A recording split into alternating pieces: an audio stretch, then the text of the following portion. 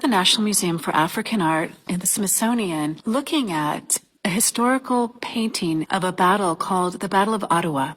This is one of numerous paintings of this scene. This is a tremendously important moment in Ethiopian history because it represents the victory of the Ethiopians over Italian aggressors. Ethiopia never had a colonizing experience, so it became this incredible symbol of resistance to European occupation in the Horn of Africa. In the painting, it's celebratory, but it's also meant to instruct. In the upper left-hand corner, seated on a horse and looking through binoculars, is Emperor Menelik. Below him, also seated on a horse and holding a revolver under this umbrella, is Empress Taitu, his wife. And they're surrounded by what are meant to be the 100,000 troops that supported this campaign. And we see that depicted through a series of heads and arms. Rather than having all full-bodied figures, we have these crouching lines of heads with these strong diagonals from one side and the other. The story behind the painting is one of the Italians' interest in having control over the southern coast of the Red Sea, an area that was important to trade, and the Italians were making increasingly deep incursions into Ethiopia. A king was able to gather an enormous force to oppose the Italians. The Italians decided to try to advance their interests by taking new forward positions at night, but several divisions overshot their targets and virtually walked into the Ethiopian camp. There was already an Italian presence in what is now Eritrea, and that group was slowly pushing southward. Meanwhile, Emperor Menelik, who had a small kingdom in Shoa, increased his kingdom and accrued this strong army. About 100,000 soldiers are supposedly depicted in this painting, fighting a troop of about 15,000 Italian soldiers coming together at this very important point. But what we notice is while the Italian soldiers all have guns, and throughout Africa that's the way in which Europeans were able to colonize, we see that through trade, many of the African soldiers already had rifles and were able to use them. But it's not just pistols and rifles. We actually see cannon on both sides.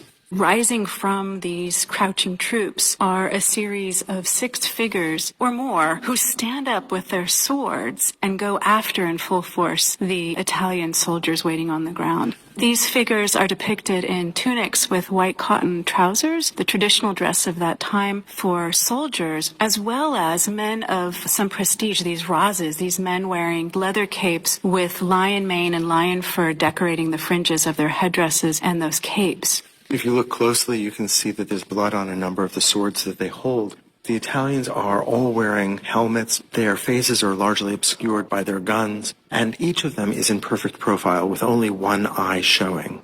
For the Ethiopian soldiers, we see 2 eyes with heads tilted to look towards the invading army, but then we have a series of figures who are standing, and we see them frontally facing us. That harkens back to this tradition of painting in the Ethiopian Orthodox Church, where good, in the figure of saints, for example, are always depicted facing outward, and evil, whether it's a demon or a stranger or an enemy, are always depicted in profile. So the only Italian faces we actually see frontally are those that are deceased. There is a real reverence for the dead. Except in the case of one figure who is stepping on the head of one of the dead Italian soldiers. In the center, Aras is holding a shield in his hand, and we have another shield in the collection at the Smithsonian. This is a large boss. It is really a sculptural form that comes forward in the center. In this case, the shield is covered with this metal embellishment that has a protective but also a decorative purpose. And we see in 4 places where the leather projects outward, where a handle would be on the other side. This was made from a stiff, hard leather, so it was able to protect the holder from spears.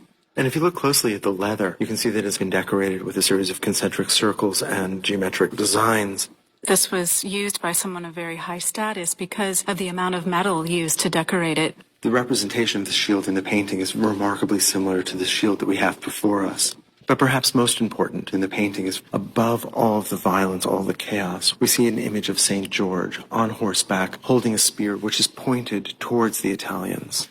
This ancient symbol of St. George, which is part of the Ethiopian Orthodox Church, usually depicts St. George killing a dragon, but here he's killing evil. This idea of divine intervention is also apparent if we look next to Menelik on the left, where we see part of the figure's face with this red cloth square headpiece on top, which represents a priest holding a replica of the Ark of the Covenant, the Talbot, on top of his head. We actually find this replica in every Ethiopian Orthodox church as its center. So it's a way of showing that the hand of God is on the side of Emperor Menelik. So we have a successful African campaign against Europeans. This would have had profound impact on African nationalist sentiment.